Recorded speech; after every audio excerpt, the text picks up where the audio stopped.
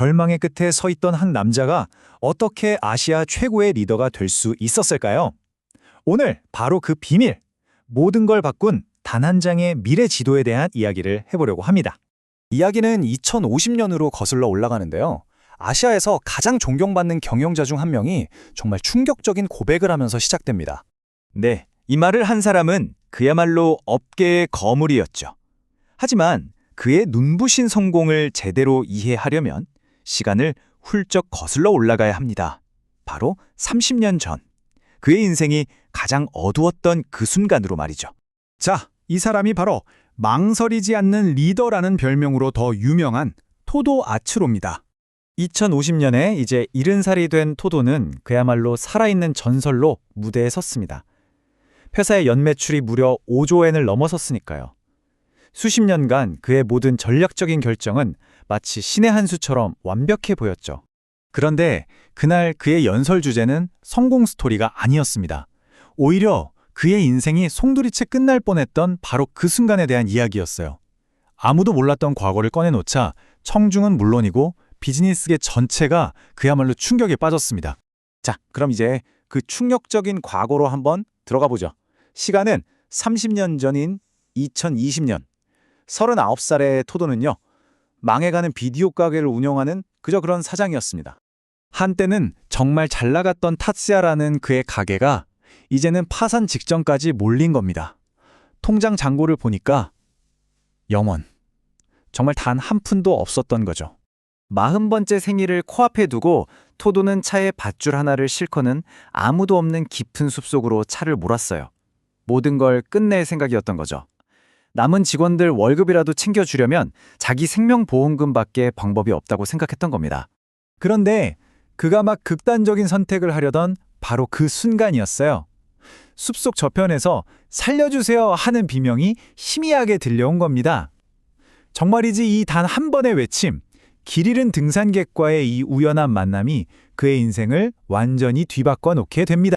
토도는 결국 그 남자를 구해서 자신의 외딴 산장으로 데려갑니다. 알고 보니 그는 52살의 학자 야시로라는 사람이었죠. 자, 여기서 질문 하나. 망해가는 사업가에게 돈보다 더 값진 게 과연 있을까요? 야시로는 보상을 해주겠다고 했지만 토도가 내심 바랐던 현금은 아니었어요. 그 대신 돈과는 비교도 안 될 만큼 훨씬 더 강력한 무언가를 건네줍니다. 그게 바로 이겁니다. 세상의 위대한 경영 전략들을 딱 한 페이지에 은축시켜 놓은 미래지도. 아주 간단해 보이는 6칸짜리 도표였죠. 야시로는 설명합니다. 이 지도는 리더가 비즈니스라는 망망대해에서 길을 잃지 않도록 도와주는 일종의 나침반 같은 거라고요. 이 지도의 핵심은 바로 역할 분담에 있어요. 이 수직축을 한번 보세요. 리더는 무엇을 할 것인가, 즉 방향을 정하는 전략을 짜고요. 직원들은 어떻게 할 것인가, 즉 실행 방법인 전술에 집중하는 거죠. 아주 명쾌하죠? 그리고 이 수평축은 생각의 방식을 보여줍니다. 한쪽 끝에는 구체적인 숫자나 데이터가 있고 다른 쪽 끝에는 추상적인 아이디어나 비전이 있어요. 뛰어난 리더는 이 구체적인 현실과 추상적인 미래 사이를 자유자재로 넘나들면서 사고해야 한다는 겁니다.